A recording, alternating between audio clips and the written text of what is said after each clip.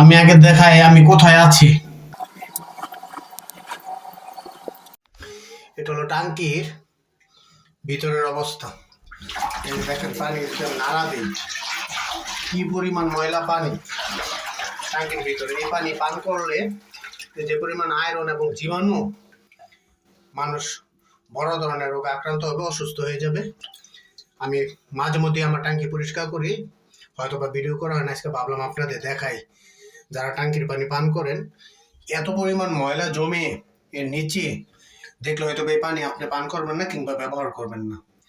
আর এই কাজটি করতে একেবারে খুব কঠিন না, খুব কষ্টেরও না, তবু অনেক সময় লোকজন খুঁজতে হয়, খুঁজে পাওয়া যায় না। মানুষকে টাকা নেয় 500, 1000, 300, যে যার কাছ থেকে নেয়। তবে সবচেয়ে বড় কথা হলো এসব কাজের লোক খুঁজতে হয়। এজন্য আমি নিজেই মাঝে মধ্যে পরিষ্কার করি। কাজটা খুব কঠিন না। আমি যদি বলি, সার্ফ এক্সেল ব্যবহার করি আমি, গুঁড়ো পাউডার, সাবান, ফোম লাগে, আনুষঙ্গিক কিছু উপাদান লাগে, তারপর শুকনা নেকটা দিয়ে এটা এই যে একেবারে সব দিক দিয়া, এটা ট্যাঙ্কি আমার 1000 লিটার ট্যাঙ্কি, এটা পরিষ্কার করে শুকনা কাপড় দিয়ে, সুতি কাপড় দিয়ে শুকিয়ে আধা ঘন্টা 1 ঘন্টা রেখে তারপর আবার নতুন করে পানি ভরবো। ওই পানিটা পরিষ্কার হবে এবং আমাদের রোগ বালাই হওয়ার সম্ভাবনা থাকবে না।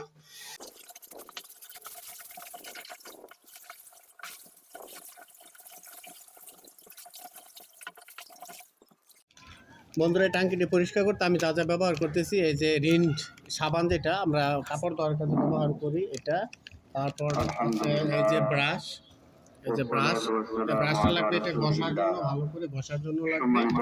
আর এই যে ফোম, এই ফোম দিয়ে এই শেষে যে পানিগুলো থাকে এগুলো চিপটে উঠে এটা পানির ট্যাঙ্কটা শুষ্ক করতে হবে, শুকাইতে হবে। তাছাড়া আমার কাছে লাগবে একটা মগ, একটা ছোট বালতি, এটা দিয়ে আমি নিচের পানিগুলি তুলে তারপর এটা শুকাইতে হবে। দেখতে থাকুন।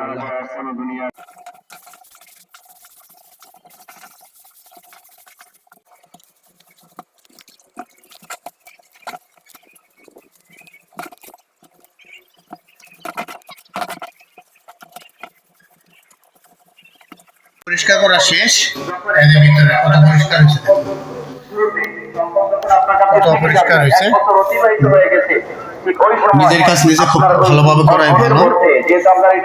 নিজের কাজ নিজে করুন, খরচ বাঁচান। সবাই ভালো থাকেন, সুস্থ থাকেন।